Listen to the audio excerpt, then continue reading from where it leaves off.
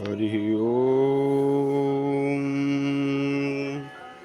अशितगिरिशमं शात् कज्जलं सिन्धुपात्रे शूरतरुवर्षाखालेखनी पत्रमुर्वी लिखति यदि गृहीत्वा शारदा सर्वकालम् तदपि तव गुणानाम् ईश पारं न याति। तव तत्त्वं न जानामि कीदृशोऽसि महेश्वर, यादृशोऽसि महादेव तादृशाय नमो नमः। भक्तवांछा कल्पतरु भक्तवत्सल शरणागत वत्सल अखिल कोटि ब्रह्मांड नायक भगवान शांब सदाशिव के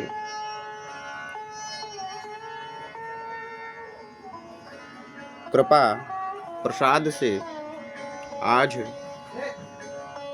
शिव पुराण के माध्यम से हम सब सत्संग लाभ प्राप्त कर रहे हैं। शास्त्रों में भगवान शिव के 8 मूर्तियों का वर्णन किया गया है। उन 8 मूर्तियों में भगवान शिव संपूर्ण प्राणियों के आत्म तत्व के रूप में विराजमान है। भगवान शिव संपूर्ण मानवों के आत्म तत्व के रूप में विराजमान है। माने आत्म रूप में उनकी एक मूर्ति बताई गई है। धारिष्यति ते वेगः रुद्रस्त्वात्मा शरीरिणाम, भागवत जी में आया है। शरीरिणाम आत्मा, शरीरधारियों के आत्मा। सुखदेव जी भगवान शिव को बता रहे हैं। वहीं गोपियां भी श्रीमद् भागवत में भगवान श्री कृष्ण को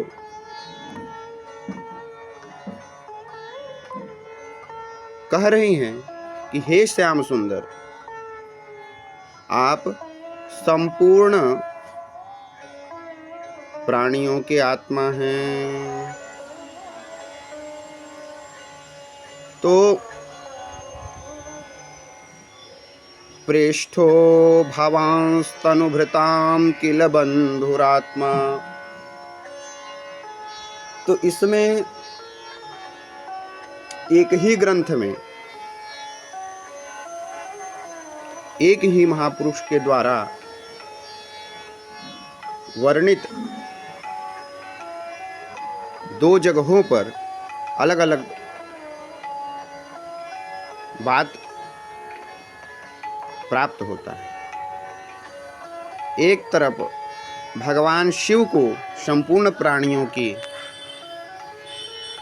के आत्मा के रूप में निरूपण किया जा रहा है, और दूसरी ओर गोपियों के माध्यम से भगवान श्री कृष्ण को संपूर्ण प्राणियों के आत्मा के रूप में बताया जा रहा है।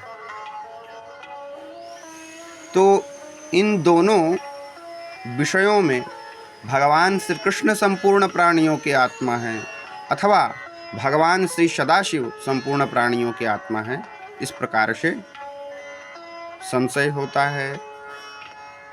तो इसमें निष्कर्ष क्या निकालें? तो इसके विषय में शास्त्र कहते हैं, शिवस्य हृदयं विष्णोः विष्णोश्च हृदयं शिवः हरिहरयोरभेदः। भगवान शिव में और भगवान नारायण में किसी प्रकार का कोई भेद नहीं है। और इन दोनों में 3 प्रकार का संबंध गोस्वामी तुलसीदास जी ने भी रामचरितमानस में वर्णित किया। स्वामी सेवक सखाशीय पिय के। एक प्रकार से भगवान रामकृष्ण नारायण महादेव के स्वामी हैं। वहीं दूसरी ओर एक दोनों आपस में सखा हैं, मित्र हैं। और आगे देखें तो भगवान शिव स्वामी के रूप में प्रतिष्ठित हैं।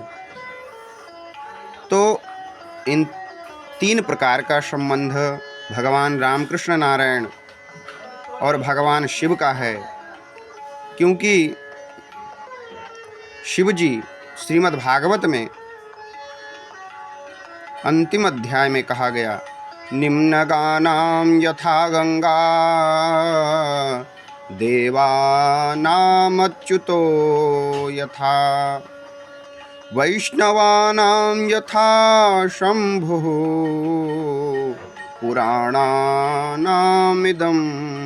तथा। जिस प्रकार नदियों में गंगा जी श्रेष्ठ हैं, देवताओं में भगवान अच्युत श्रेष्ठ हैं, उसी प्रकार वैष्णवों में भगवान शिव श्रेष्ठ हैं। जिस प्रकार वैष्णवों में भगवान शिव श्रेष्ठ हैं, उसी प्रकार शैवों में भगवान श्री रामकृष्ण नारायण श्रेष्ठ हैं। क्योंकि भगवान राम ने अनेक जगहों पर भगवान श्री सदाशिव का पूजन किया है। और जब लंका पे विजय प्राप्त करने के लिए भगवान जा रहे थे, तो समुद्र के निकट ही भगवान श्री सदाशिव का पूजन किया। पूजन राम चंद्र जब किन्हा जीत के लंक विभीषण दिन्हा। तो शिव चालीसा में अयोध्या दास जी इसका वर्णन भी करते हैं कि राम जी ने भगवान श्री सदाशिव का पूजन किया और उनके कृपा प्रसाद से लंका पर विजय प्राप्त किया। इस प्रकार से दोनों एक दूसरे की उपासना करते हैं। दोनों एक दूसरे से दोनों भिन्न भी नहीं हैं। शिवस्य हृदयं विष्णु, विष्णोस्य हृदयं शिव। शिव का हृदय विष्णु है और विष्णु का हृदय शिव है। अच्छा, ये तीनों देवता त्रिगुणातीत होते हुए भी त्रिगुण को स्वीकार करते हैं। अपने अपने कार्यों को संपादन करने के लिए ब्रह्मा जी के रूप में रजोगुण को स्वीकार करते हैं। भगवान नारायण के रूप में शतोगुण को स्वीकार करते हैं और भगवान शंभु के रूप में, शिव के रूप में तमोगुण को स्वीकार करते हैं। अच्छा, तमोगुण का जो वर्ण होता है वह कृष्ण होता है, काला होता है। वहीं सतोगुण का जो रूप होता है वह श्वेत होता है और रजोगुण को रक्त वर्ण से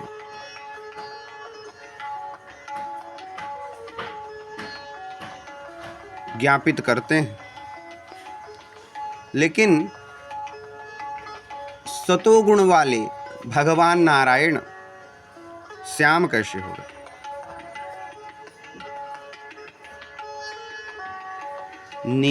नीलांबुजस्याम मलकोमलांगम। और वहीं भगवान श्री सदाशिव तमोगुण को स्वीकार करते हैं, परंतु वह कर्पूर के समान गौर कैसे हो गए? कर्पूर गौरम करुणावतारम। तो इस विषय में धर्म सम्राट स्वामी करपात्री जी महाराज अपने भक्ति सुधा नामक ग्रंथ में वर्णन करते हैं कि मानो भगवान नारायण भगवान शिव का चिंतन करते करते करते करते उनका जो श्यामत्व था वह भगवान नारायण में प्रतिष्ठित हो गया और जो भगवान नारायण का स्वेतत्व था वह भगवान शिव में प्रतिष्ठित हो गया, तो भगवान शिव कर्पूर के समान गौर हो गए और वहीं भगवान नारायण श्याम हो गए। इस प्रकार का भाव प्रकट किया है। अच्छा, शिव पुराण की कथा प्रयागराज के पुण्य भूमि से प्रारंभ हो रहा है और 88,000 शौनकादि ऋषि दीर्घकालीन सत्र का समायोजन करके सत्संग, तप, भक्ति, पूजन इत्यादि को करने के लिए प्रयागराज के पुण्य भूमि में विराजमान हैं। इस प्रकार से वहीं से शिव पुराण कथा का प्रारंभ हो रहा है। किसी भी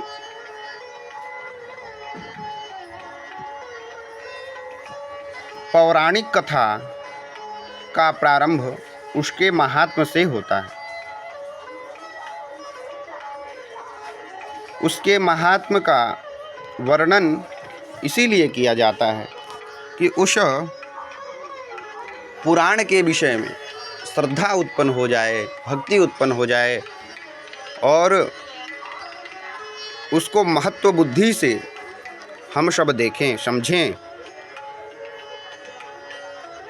और उसको भक्ति पूर्वक उसका श्रवण करें, ताकि जब तक भक्ति नहीं होगी तब तक कल्याण नहीं होगा, जब तक श्रद्धा नहीं होगी तब तक कल्याण नहीं होगा। तो इस प्रकार से शिव पुराण में महात्म का वर्णन किया गया है। इसमें 7 अध्यायों में महात्म का वर्णन किया गया। शौनकादि ऋषि 88,000 शौनकादि ऋषि उस प्रयाग के भूमि में विराजमान हैं, जहाँ धर्म क्षेत्रे कुरुक्षेत्रे गंगा कालिंदी संगमे प्रयागे परमे पुण्य ब्रह्मलोकस्य वर्त्मनि, जिसको ब्रह्मलोक का मार्ग बताया गया है। वहाँ का सेवन करने वाला व्यक्ति स्वर्गादि लोकों का अतिक्रमण करके ब्रह्मलोक का अधिकारी हो जाता है। ऐसे पुण्य भूमि प्रयागराज में सभी ऋषि मुनि महात्मा विराजमान हैं और उन ऋषि मुनि महात्माओं के मध्य में, उन ऋषि मुनि महात्माओं का दर्शन करने के लिए, उन संतों का दर्शन करने के लिए उन सभी महात्माओं के मध्य में सूत जी पधारते हैं। सूत जी के पधारने से समस्त ऋषि मुनि महात्मा अपने आसन से उठ करके उनका आदर करते हैं। आदर पूर्वक उनको पाद्यर्घ्य इत्यादि प्रदान करके उनका यथा योग्य पूजन करके उनको शुद्ध आसन देते हैं और ये प्रश्न करते हैं कि हे सूत जी, हे सूत महाप्राज्ञ सर्व सिद्धांतविद प्रभु, आख्याहि में कथा सारम पुराणानाम विशेषतः। हे परम विद्वान, समस्त सिद्धांतों को जानने वाले सूत जी,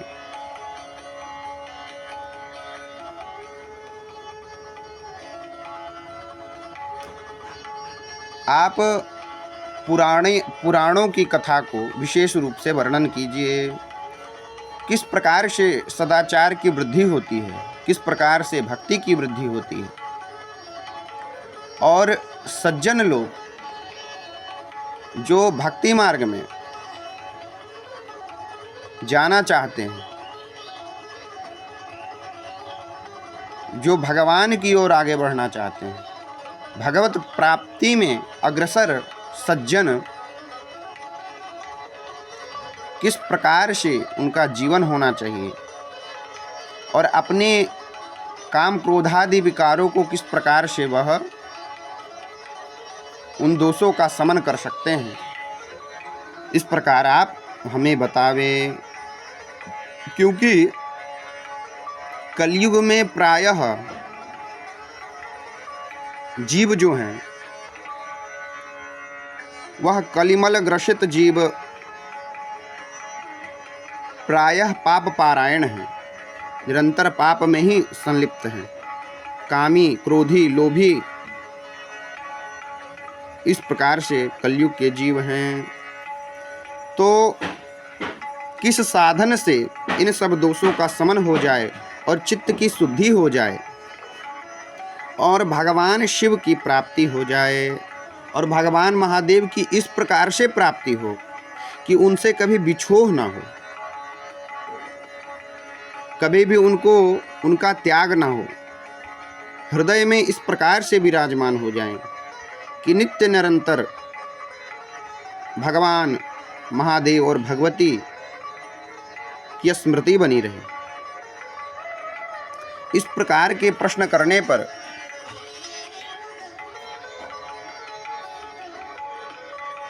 सूत जी इसका उत्तर देते हुए कहते हैं कि हे शौनकादि ऋषि, आप तो धन्य हैं। क्यों धन्य हैं? क्योंकि आप में कथा श्रवण की इच्छा प्रकट हुई है, आप में भगवान महादेव के चरित्र को श्रवण करने की इच्छा प्रकट हुई है। इसीलिए इस प्रकार का विचार करके मैं यह महान जो शिव पुराण, शिव महादेव के चरित्र से भरा हुआ यह जो पुराण है, इसको मैं कहूँगा समस्त सिद्धांतों का जो सार है। और भक्ति त्रिक, त्रिक क्या है? त्रिक है ज्ञान, वैराग्य और भक्ति। इस त्रिक को बढ़ाने वाला और भगवान शिव को प्रसन्न करने वाला यह दिव्य शास्त्र है। इस प्रकार से जानना चाहिए, क्योंकि काल रूपी गाल माने काल रूपी सर्प समस्त प्राणियों को अपने में समेट रहा है, महान त्रास दे रहा है। तो किस प्रकार से उस काल रूपी सर्प से हम बच सकते हैं? इस प्रकार से तो इसके शमन के लिए यह भगवान शिव ने स्वयं इस शिव पुराण को प्रकट किया था और भगवान शिव के उपदेश से सनत कुमार जी को प्राप्त हुआ था। और व्यासेनोक्तम तु संक्षेपात् कलिजानाम हिताय वै, बोले सनत कुमारस्य मुनेर उपदेशात् परादरात्, मैंने भगवान शिव ने सनत कुमार को दिया था। और आगे पहले तो शिव पुराण बहुत विशाल था, लेकिन इसको व्यास जी ने संक्षिप्त कर दिया। इस प्रकार बोले कि मन की शुद्धि के लिए, कलयुग के मनुष्यों के लिए इससे बढ़कर कोई दूसरा उपाय नहीं है। बोले जन्मांतरे भवेत् पुण्यम महदस्य सुधीमतः तस्य प्रीतिर भवेत् तत्र महाभाग्यवतो मुनि। बोले जन्म जन्मांतर का पुण्य जब उदित हो जाता है तब किसी महापुरुष के हृदय में इस शिव पुराण के श्रवण का लालसा होती है या इस शिव पुराण में श्रद्धा होती है, भक्ति होती है, इस प्रकार समझना चाहिए। बोले पठनात् श्रवणात् शंभु भक्तिमान नरषत्तमः सद्यः शिवपद प्राप्तिम लभते शरवसाधनात्। बोले इस शिव पुराण के श्रवण करने से, पठन करने से भगवान महादेव की प्राप्ति हो जाती है। इसीलिए सब प्रकार से भगवान के चरित्र से भरा हुआ इस शिव पुराण का श्रवण अवश्य ही करना चाहिए, प्रेम पूर्वक श्रवण करना चाहिए। पुराण श्रवणात् शंभोर निष्पापो जायते नरः। बोले कि इस पुराण के श्रवण करने से प्राणी निष्पाप हो जाता है, समस्त पाप उसके धुल जाते हैं और समस्त प्रकार के भोगों को वह भोगता है और समस्त कामनाओं की पूर्ति कर लेता है। बोले राजसूय यज्ञ और अग्निष्टोमादि जो भी यज्ञ हैं, उन यज्ञों को करने से जिस पुण्य की प्राप्ति होती है, उससे कई अधिक पुण्य की प्राप्ति भगवान शिव के कथा के श्रवण करने से हो जाती है। और कहा ये शृण्वन्ति मुने शैवम पुराणम शास्त्रमुत्तमम। बोले कि जो भगवान शिव के कथा का श्रवण करता है उसे मनुष्य नहीं जानना चाहिए, वह साक्षात रुद्र के ही स्वरूप उसको जानना चाहिए। व्यास जी कहते हैं कि जो भगवान महादेव के चरित्र का श्रवण करता है, जो निरंतर भगवान शिव के कथा को बोलता है, जिसकी मति शिव में लगी हुई है, जो शिव भक्त है,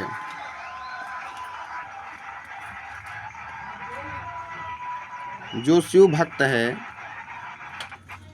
उसको मुनियों ने उसके चरण के रज को मुनियों ने तीर्थ बताया, इस प्रकार जानना चाहिए। शिव भक्तों को इस शिव पुराण के कथा का श्रवण अवश्य ही करना चाहिए। बोले कि किसी ने अमृत का पान कर लिया तो अमृत का पान करने से वह अमर हो जाएगा, ज़्यादा से ज़्यादा क्या होगा, अमर हो जाएगा। लेकिन जो इस शिव पुराण रूपी कथा अमृत को जिसने पान कर लिया हो, वह अपने समस्त कुल को ही अमर बना देता है। एको जरा मरत स्याद् वै पिबन्ने वामृतं पुमान् शंभो कथामृतं कुर्यात् कुलमेवा जरामरम्। इसीलिए व्यास जी कहते हैं सदा सेव्या सदा सेव्या सदा सेव्या विशेषतः एतत् शिवपुराणस्य कथा परम पावनी। इस परम पावनी कथा का सेवन नित्य निरंतर करना चाहिए। एतत् शिव पुराणस्य कथा श्रवणमात्रतः किं ब्रवीमि फलं तस्य शिवश्चित्तं समाश्रयेत्। बोले कि इस शिव पुराण के कथा का श्रवण करने से भगवान शिव हृदय देश में आकर के विराजमान हो जाते हैं। इससे बढ़कर के मैं इसके फल को क्या कह सकता हूँ। भगवान शिव ही आकर के विराजमान हो जाते हैं, तो इससे बढ़कर मैं और क्या कहूँ। बोले कि 24,000 श्लोकों में यह शिव पुराण निबद्ध है और भक्ति त्रिक से सुसंपूर्ण, यह बड़े ही आदर के साथ इसका श्रवण करना चाहिए। विद्वेसर संहिताद्या द्वितीया रुद्र संहिता, तृतीया शतरुद्राख्या कोटिरुद्रा चतुर्थिका। इन शिव पुराण में प्रथम जो संहिता है वह विद्वेश्वर संहिता है और रुद्र संहिता नाम का दूसरा संहिता है और शतरुद्री नाम का तीसरा संहिता है, कोटि रुद्र नाम का चौथा संहिता है और उमा संहिता नाम का पंचम संहिता है और कैलाश संहिता नाम का षष्ठम संहिता है। इस प्रकार से सप्तमी संहिता वायवीय